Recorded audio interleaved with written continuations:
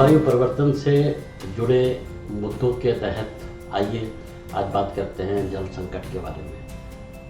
भीषण गर्मी के बाद देश के कई हिस्सों में मानसून भले ही दस्तक दे चुका है और यहाँ तक कि मुंबई जैसे शहर में बाढ़ जैसी स्थिति बन गई है, लेकिन यूनेस्को की रिपोर्ट के अनुसार भारत में पिछले 2 दशकों से वर्षा में लगातार गिरावट दर्ज की जा रही है और देश में गहराते जल संकट को नकारा नहीं जा सकता। हम सभी ने अभी हाल की गर्मियों में बेंगलुरु, दिल्ली और चेन्नई जैसे बड़े शहरों में लोगों को पानी के लिए एक एक बूंद तरसते देखा।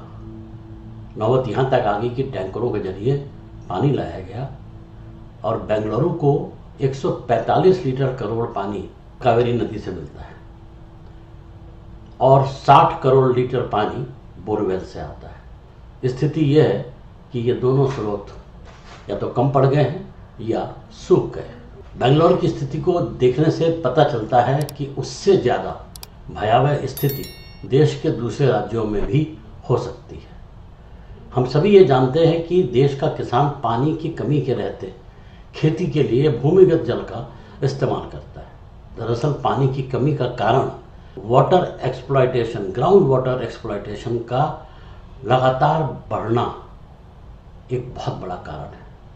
संयुक्त राष्ट्र की संस्था यूनेस्को की रिपोर्ट के अनुसार 2025 तक भारत में जल संकट बहुत बढ़ जाएगा। आशंका जताई गई है कि अत्यधिक ground water exploitation, slow water conservation और ग्लेशियर के पिघलने से गंगा, ब्रह्मपुत्र और सिंधु जैसी हिमालयी नदियों का प्रवाह कम हो जाएगा।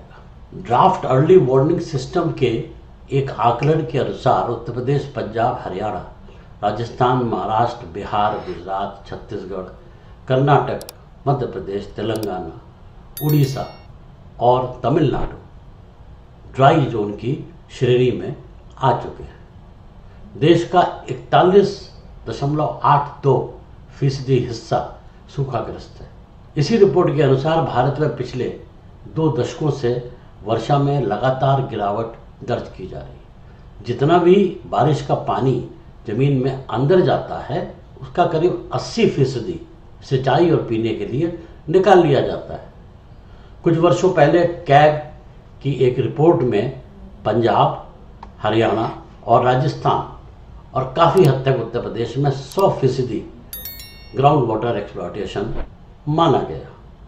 मानसून के पैटर्न और जल संकट की ताज़ा स्थिति को देखते हुए पंजाब, हरियाणा और उत्तर प्रदेश सहित कुल 13 राज्यों में पानी का भारी संकट पैदा होने की आशंका है।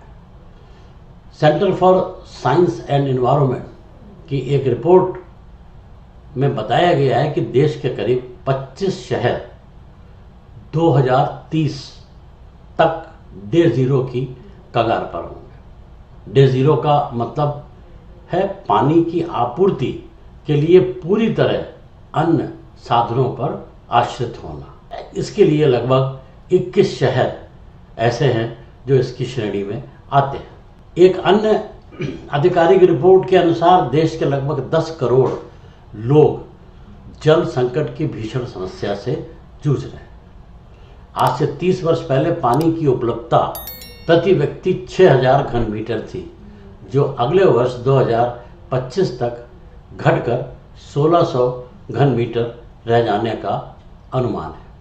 इसके बावजूद बढ़ती आबादी जल संकट को और गहरा करेगी।